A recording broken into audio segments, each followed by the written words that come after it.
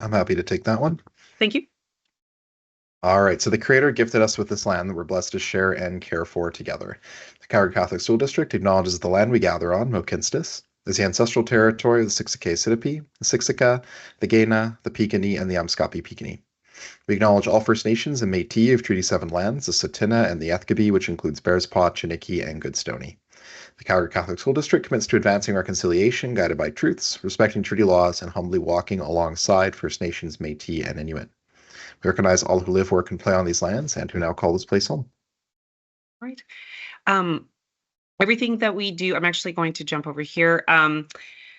Normally we say a prayer, but I just wanted to sort of reach into our deep history of the church and just talk about some of the people that make up the church. I want to talk a little bit about Blessed Rani Maria. She was a Franciscan nun in India, and she was very vocal in the matter of social justice. She was an advocate for the poor and really tried to ensure that people had a safe place to live. And because she did that, a landlord murdered her in 1995, and her last words were Jesus. So everything we do, we like to make sure that they're aligned to our priorities. So today, what we're doing is we're talking about ways that we can support student success. Okay.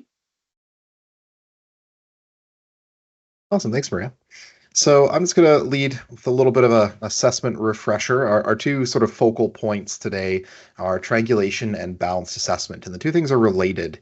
The triangulation, I think, is a good way to take a look at our assessment and encourage us to have balanced assessment. So what are these two things? So first, triangulation is a model for collecting evidence from multiple sources. I know certainly in my social studies classroom back at Bishop O'Byrne, I tended to lean pretty heavily on number one here, on products. Is there anything that we can collect from students that show us what students can do? So that might be a written response assignment. It might be a Scantron test, but it might also be something like a creative writing story or an illustration or a model or a web page, if we're getting a pretty abstract. All works and all legitimate products. And I do want to highlight products are not bad assessment, but they are just part of assessment. And we really want to highlight the legitimacy too of two other types of assessment that form the triangle. The second being conversation. So that's when we listen to students, think and explain their understanding in relation to curricular outcomes. So that might be a student-teacher conference, that might be an audio journal, that might be some kind of self-assessment. And I do want to highlight here that conversations and observations can be documented. They can be recorded. One of the options that I used sometimes with reassessment to my social studies classroom, if a student, for example, missed the boat on one of the sources in one of their written response assignments, was to sit down and talk through it while they recorded the conversation on their phone and then have them upload that MP3 to Google Drive. So I had a record of the conversation. Perfectly legitimate assessment. And the third, observations. So it's anything that we can watch students do in relation to the curricular outcomes that we're assessing. So that might mean a checklist, a rubric on just that we're carrying around the classroom, checking off as we see them doing the thing that they're supposed to be doing. This could be read alouds, it could be group activities. There's lots of ways that we can observe, and again, still document, but observe the things that our students are doing and that they're effective tools for assessment. So the collection of that evidence happens over time. It involves the comparison of those three sources. So leaning back on my social studies example, because it's all I know, is the combination both of that written response, but then also the audio component. We could look at it as reassessment, or we could look at it as triangulated assessment. I have two examples of the students' understanding and comprehension just in different media, and putting those together gives me a better look at how those students are doing and what they know than either of those pieces, the written or the audio on their own. And these can also look different student to student. So we like to look at this through an equity rather than an equality lens. Play to our students' strengths. If we know that a student can better represent something when they explain it to us, it doesn't mean they never have to write anything down. But what it does mean is that we should probably give them the opportunity to have that conversation and see how they do. It helps them and it helps us. So that's triangulation. Thanks, Maria. Oh, That takes us okay. to our next slide, which is balanced assessment. So This one is not super complicated, but it's something that we have to think about and be intentional about. And again, back in my social studies classroom, I did a lot of testing. I sure did. There's a lot of quizzes, there's a lot of written responses, and I think my grade book looked a little bit more like example A than I would have liked it to. And the trick with balancing assessment is trying to choose multiple methods of assessment, triangulated assessment, to judge student understanding over time. So instead of just quizzes, that might mean quizzes, presentation, models, conferences, journals, all those different forms of triangulated assessment we mentioned, bringing those together again to give us that kind of holistic, but well documented and well supported take on what our students can do. It also means balancing formative and summative assessment. I know in a 40 kid classroom with a heavy curriculum, oftentimes we feel like the only thing we have time for is summative, but it is okay to back off on summative assessment a little bit, still cover all of our outcomes. We have to assess our curriculum, but it's okay to back off maybe from 15 summative items to 10 if that lets us Sure. still cover our outcomes and incorporate some of those formative check-ins. They're going to help us give us a better idea where our students are actually at before it's time to sit them down and assess them formally with the summative side. That's my Awesome. soapbox, Maria. Anything I All missed? right. No, no, I don't think so. Great. So looking at it, so collecting that evidence in science, so just a couple of concrete things we can maybe roll around in our heads. So products is easy. I think many of us do that really well. Quiz tests, lab reports, projects, and schemas are usually really you can be really useful to collect and record that evidence. Now, for conversation observations, sometimes we think, oh, science doesn't really lend itself to that. But I've included a few kind of concrete pieces that might help with that. So we can, in conversations, have students describe sort of their lab pieces. So if we wanted to say, we might say to our student, well, if I want to measure an accurate amount of liquid, what should I use? And so students can then take a look at the glassware in your classroom and say, well, maybe a graduated cylinder over a beaker. So that's that conversation piece. They can kind of complete questions orally. Hey, can you tell me the difference between an independent and dependent variable? Okay, cool. Hey, so in our current experiment, what's what? And you can do that walking around and kind of how Scott described, walking around with your checklist and just checking off kids as they answer the different questions. Checklists are really useful for this. Rubrics, having those are available to you are also really useful. I included the cue chart as well, just as a tool for yourself as the teacher to help drive that conversation. Observations, I feel like we just so luck out in science because students can just show the lab skills. What we're doing, so much of just participating and being present and completing and walking through the procedure, you just have to watch them. And that is part and parcel of the science curriculum. Students demonstrating group work, those parts can be used. We can use checklists and rubrics to sort of support our collection of evidence and then our eventual recording of that evidence. So if we look at how we could use schema maybe in science. So I know some of you on this call have already seen this. When we talk about assessing skills through the lens of content. So we have to kind of back that up a little bit and really think about, well, what is our curriculum asking us to do? So if you look at, I borrowed from a high school, I borrowed a high school one to really just illustrate that this is very doable. So if we look at general outcome 2, it says explain using the periodic table how elements combine to form compounds.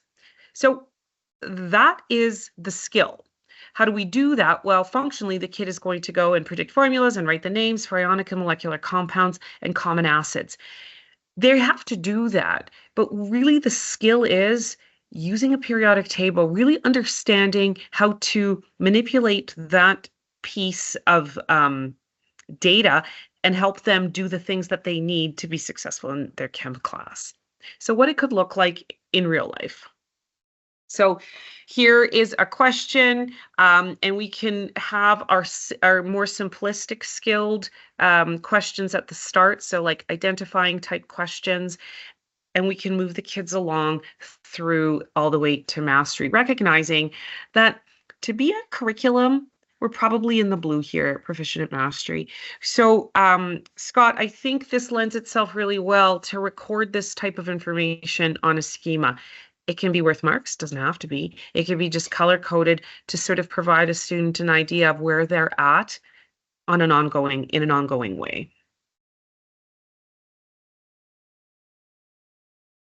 There it is. Awesome. Thanks, Maria. So No this is problem. where I come in here, folks, from the EdTech lens.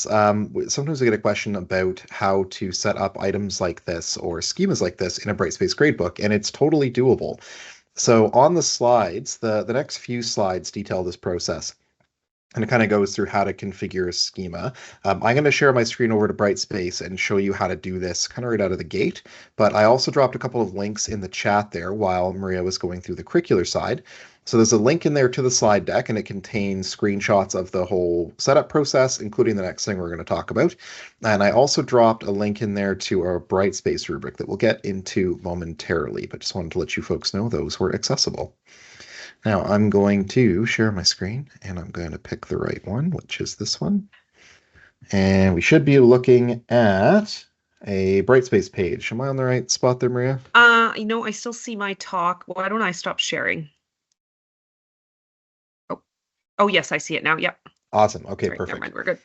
All right, so from our grade book, we're used to just kind of scrolling down and dropping in grades, assessing up various items. Sometimes we use manage grades to change items and categories, but there's another button here that you might not have used before, and it's this one. It's custom schemes. So what this lets you do is configure how a grade item in your Brightspace gradebook actually looks, like how you can actually interact with what goes in the box. Now, just to save ourselves some time this morning, I already walked through the steps that are outlined on our slide deck, but this is what it looks like when we are done. So I'm going to click on the progression of skills one here. If you were doing this for the first time, you would choose new scheme, and it would take you to an interface where you could set this up. I just wanted to show you what it looks like when it's done in the interest of time. So I've got a name here for my custom scheme. We're calling this progression of skills. Now, this could be used across a variety of curricular subject areas, but it works well for our example here. And what I've done here is I've got 5 ranges. So I have a range that starts at 0%, so no assessment has been recorded, and that will show up red in the grade book. But then we have, in sort of 25% increments, that beginning, emerging, proficient, and mastery scale that Maria illustrated on the previous slide. And what this lets us do is when we go to enter a grade for this item, and I'll show you how to set an item up using the scheme in a second here, the students don't actually see the number. What they'll see is those words, beginning, emerging, proficient, or mastery, and the associated color. We like to color code things. It's pretty, it's nice, it's fun to look at. And honestly, joking aside, it also helps kids interpret what they're seeing. So this is how you configure that custom scheme. So, and again, the instructions are in the slide deck. So once that's configured, if I actually go back to my grade book, over to manage grades here, and I create a new item, if I actually choose the select box item here, we can see here, grade users by selecting the grade scheme level that best matches their achievement. What I could do very quickly in here, so we're going to set up a test item. We're not going to give it a category because it doesn't need a category. Maximum points, doesn't really matter. Let's make it 10. Now, a couple of things you can do here too, folks. One thing that I like to remind teachers of is the items in your gradebook, you can set the weight to 0. So if you wanted to record a formative item that doesn't have a gradebook weight, but you do want to be visible to students on Brightspace, if you set that gradebook weight to 0, you can do that. It won't be included in the calculation in your gradebook because it has no weight, but it will be visible. It'll be available for students. So as well, under my grade scheme here, usually we would just stick to whatever the default scheme is, but now if I drop that bar down, having set up that progression of skills schema, if I click on that and save and close, and then head back to my grade book and go find that test item, which is probably living down at the end here. When I go to enter grades for this item, what we'll see is that that drop-down box matches the custom scheme I built. So having observed my students in the class, let's say I think Brandy is doing well. She's at that proficient level. Steph, anybody who knows Steph Proctor, she's definitely mastered whatever we're giving her. And then our test student account, maybe he's got a little bit to work on. He's emerging, but he's still got a little ground to make up. And if we save and close those, what we see in our grade book is that custom schema that we've developed. Students can see the words that we've assigned to each sort of tier of the schema. The color coding is there and is visible to us and visible to our students. And again, it's in the gradebook, but there's no weight assigned. So it's a really good formative tool as well. So yeah, that's how to, in a nutshell, set that schema up and deploy it to a gradebook. I just wanted to add one thing because I forgot. When we set things up this way, I find that it allows students to sort of see the end goal. And so if they are at emerging or beginning or even proficient, they know where they need to go for mastery. And so that becomes the reassessment. It's trying to get to mastery as opposed to trying to do something new or have a new assessment of some kind. So. Awesome. Thanks, Miriam. I'm going to stop sharing here so you can reconnect those slides.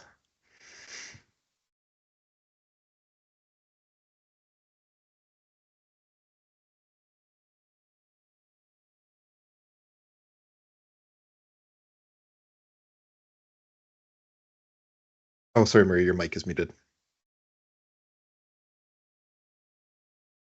Thank you. So using checklists and rubrics in our science classes to help support observation and conversation data collection. So for skills, I have sort of just a rubric, and really what it is kind of going through the skills that are required in a science classroom, whether it's at the junior high level or at the high school level, to just make sure a student has the skills required to be successful in completing the lab experiment components of your course. So if we look at something like this, I have something like demonstrates measuring liquids accurately by collecting the liquid in a beaker, returning it to the lab bench, reading the meniscus at the eye level, and recording the value with recording the volume with appropriate rounding. Those are actually three separate sort of skills that are required for a student to be successful. And I've embedded what I would say are pretty good links on how to do that so a student can preview that so that when they come to the lab, they themselves kind of have an idea of how to do it. Maybe you've demoed it already and now they've looked at this video, so they have a lot of sort of opportunity to double check to make sure that they do it correctly. And so you can have I have 0, 1, 2 just as somebody the student doesn't have a clue, or they've got some sort of semblance of how to do this skill, or they know how to do this skill to have a 2 there. And so to collect conversation data, I have a different rubric. Again, the idea here is, so these are these are the things that you want to talk about: understanding variables, speaking about the qualitative raw data, understanding how they might want to graph that data. But functionally, I think what's useful for me, and I've done this in my own science classroom, is I just print off a class list, and along the top, I just record what I'm looking for. So if I'm going to talk about measuring liquid data, like measuring liquids, making sure their observation tables are good, and I'm going to talk about variables, I just walk around from group to group and have those conversations, look at the kids and record observations that I'm seeing and give them a 0, 1, or a 2. Then I have the recorded data on my class list, and then I can go back and put it into D2L. And the D2L part, that's why Scott is here. I have these checklists and rubrics available in Word and Google Docs so that they're very accessible for you. But Scott's got them for D2L. So Scott, take it away. You can show us how to do that. But before I go, in the chat, if you're able to, can somebody tell me what the volume of this graduated cylinder is? It's not going to be me, Maria. I would fail Okay, at reading a really? meniscus. Yeah, absolutely. Okay. All right. I'll give you guys a sec to do that. All right. So in the meantime, I will turn it over to you so you can just walk us through putting this into D2L. Sounds good. Thanks, Maria. Is it 6 point? Is it 6? No, hold on a second. The middle line is 7. That's correct. Okay. 2, 4, And 6, 8, 10. So it'd be 6.24. I'd say 6.6. is you reading the bottom of the meniscus, right? Am I That's remembering all my correct. way back to high school? Okay, That's we're right. good. We good. Yeah. Something stuck. Okay, thank you. Okay.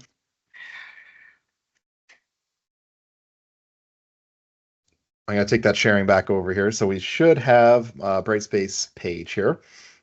Now, for those of you folks who've never used digital rubrics before, digital rubrics are one of my favorite tools on Brightspace.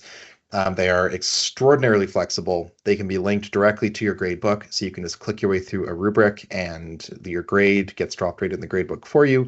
They are so good, and they are such a massive time saver. So if you haven't poked around with them yet, I would encourage you to. So essentially to get here, you might have to expand your nav bar here, but then you're going to select the rubrics tool, and that will take you right to this landing page. Now, I have a pile of rubrics in here because I've made a bunch for demo purposes, but if you haven't, what you can do, or you want to create a new one, is just select new rubric. This will take you to the rubric interface, and it works kind of exactly how it looks. You can set up your criterion. You can customize your number of levels by using the plus button there to add them.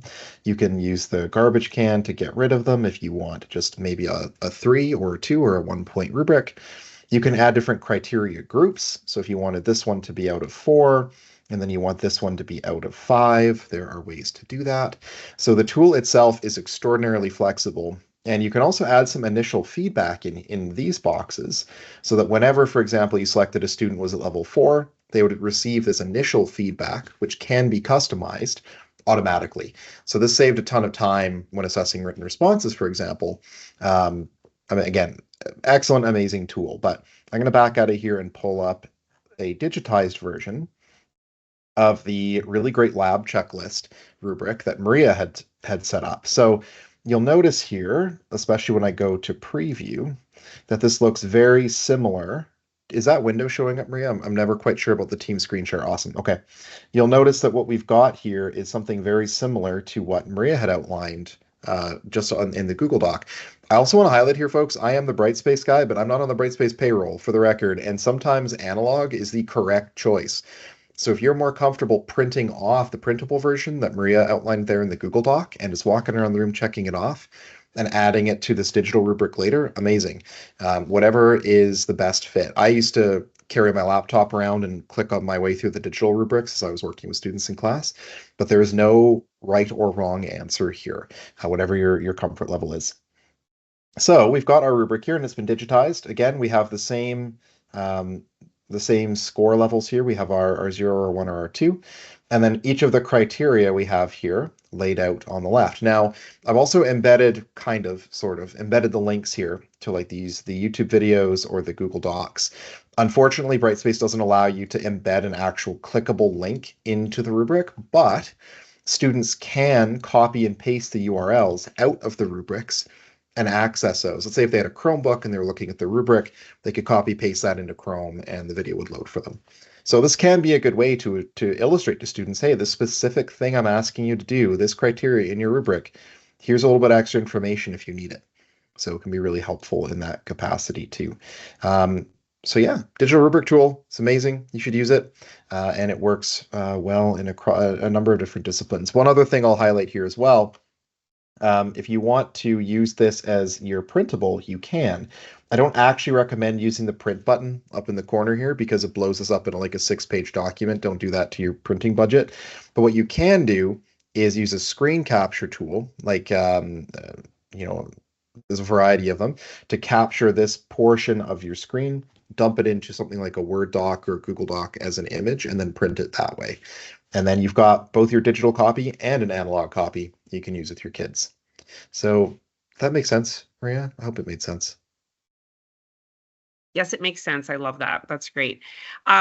So let's just go back to here for a sec. So thank you guys so much for your time. I did want to, before we have a few minutes left, but I do want to honor your time.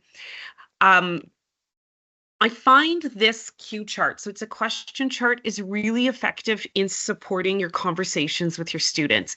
So the questions that are colored red, there are really simple questions. So if I'm thinking back to my schema, that would be like the beginning emerging type questions. If our students are here and answering these questions, well, if you've got a schema going, you could kind of be like, okay, they're my beginning and my emerging type students. My proficient students are probably in yellow. And then my super mastery students would be the students who are answering the questions in green. So what does that mean? For example, if we're talking about a dissection lab, you might be saying, okay, tell me about the valves. I'm thinking about the heart dissection or the eye dissection. Let's do the eye dissection. What would happen if the lens was what does the lens do? So that's our nice red question. What does the lens do? What does the retina do? So kids should be able to answer that pretty readily. But we might say, well, what might happen if the retina becomes detached? So that becomes that higher level kind of questioning. So now one lab can generate quite a bit of information. So you have the students doing a skill, completing the lab where they might actually give you a product. They might draw the eye that's labeled, but now you've got a tool to help drive the conversations, and you go from group to group and you have them answer a series of questions. And again, it's just to have a more holistic and a more balanced understanding of what your students know. I know it's really hard, and you may not get to every student, every lab, but if we can just try sometimes to embed that just to give our kids a chance to show what they know, that's not just strictly through products. Is there anything else you'd like to add, Scott? No, I think that's great, Maria. The only thing I Yeah, would mention really quick is just not to forget about those links in the chat, folks. So yeah, there is a link to the slide deck here. I know Maria had embedded some links to the Google Doc versions of some of the things we discussed today, and it also outlines the steps for setting up those two items in Brightspace. And also, there's a zip file linked in a Google Drive there, that Brightspace Science Observation rubric.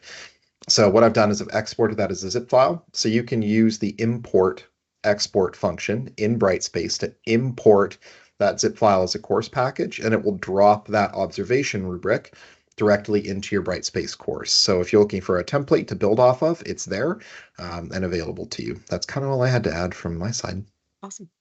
Well, the okay, and then some resources here.